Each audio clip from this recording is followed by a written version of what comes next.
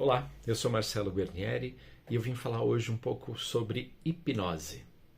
Apesar de, na maioria do tempo, eu falar sobre negócios digitais, marketing digital, estratégia de negócios, mentalidade, mindset, eu também trabalho com hipnose e já há alguns anos. E hipnose é algo que muita gente acredita, acha que não existe, acha que é coisa do filme, do desenho do Pica-Pau ou dos filmes. E boa parte dessas crenças a respeito de hipnose, elas se iniciaram mesmo nos filmes, que criam preconceitos a respeito disso. É como se, por exemplo, a lenda do Drácula, né, fosse algo que deixasse as pessoas em dúvida se isso realmente existe, porque é falado há tanto tempo. Só porque é dito há muito tempo, as pessoas ficam, caramba, mas será que não existe vampiros e tal? Algumas pessoas, né, claro. E a hipnose, ela é muito antiga. No antigo Egito, por exemplo, existiam templos da dor, onde você ia até lá e antes de entrar você falava com um sacerdote e ele explicava que você ia ficar algum tempo lá dentro, ia passar por transes que eram muito parecidos com transes hipnóticos, né, que a gente conhece de culturas, de religiões, de diversos lugares onde você tem algo que trabalha com alguma coisa dos nossos sentidos, dos nossos 5 sentidos. E quando você mexe com isso, você acessa sensações do nosso cérebro. E nesses templos da dor, né, as pessoas procuravam por causa de dores que não passavam, ou alguma aflição que eles tinham a respeito de algo. E algumas pessoas, quando entravam lá, saíam totalmente curadas do que eles tinham. E o que se tem documentado a respeito disso é que o procedimento ali, a mecânica toda, era uma mecânica de hipnose. E a hipnose é usada em diversas coisas, às vezes até de forma natural, sem se perceber, sem a pessoa que está aplicando a hipnose saber que ela usa isso. Quando você conhece uma pessoa que é muito persuasiva, ela usa alguns recursos que esbarram na hipnose. Mas a hipnose não tem a ver com manipulação. Toda hipnose é uma auto-hipnose. Então, para uma pessoa ser hipnotizada, por exemplo, 10% do meu tempo eu dedico à hipnose.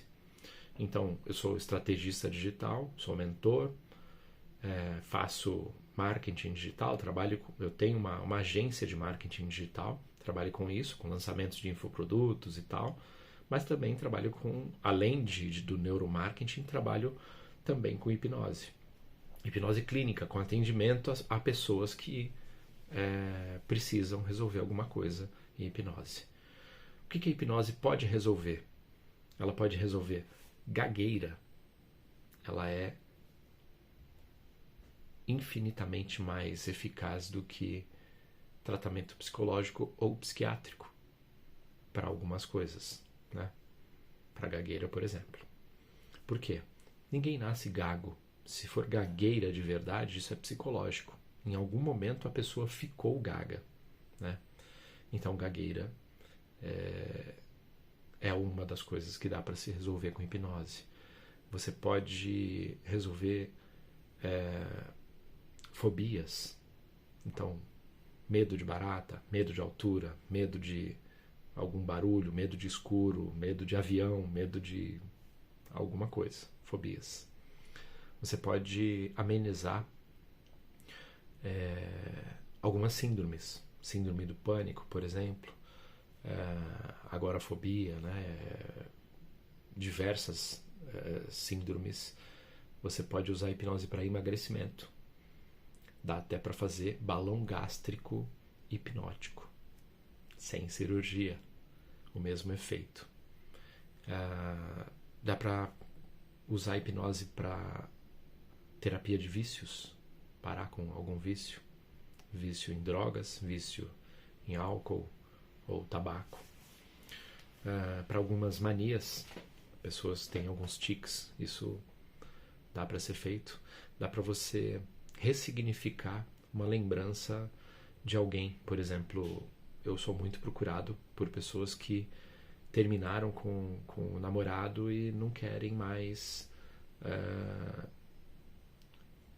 voltar, não querem mais ficar com lembranças a respeito daquela pessoa e tal. E a hipnose, ela não faz você esquecer, mas ressignificar. Você lembra que aconteceu aquilo, mas você não tem mais aquela sensação ruim, você não tem mais os gatilhos mentais que fazem você voltar a passar por aquilo, nem a sentir aquelas coisas. A hipnose é um tema muito extenso, dá pra gente falar muita coisa, e eu pretendo aproveitar essa série de vídeos para, em alguns deles, falar um pouco mais sobre a hipnose. E acredito que, principalmente hoje, para esclarecer mais a respeito do que ela pode fazer. Traumas de infância, traumas de abuso, podem ser ressignificados com a hipnose. E como ela atua? A hipnose, ela está presente na nossa vida, no nosso dia a dia, em pelo menos 75% do tempo.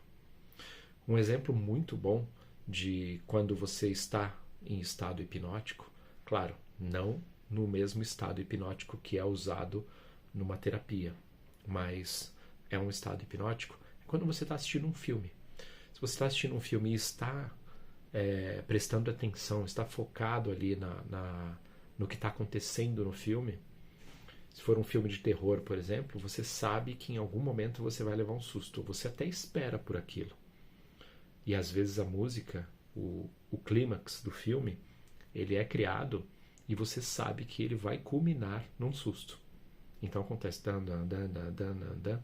de repente o susto. Se você entra no filme, você sente aquilo, né?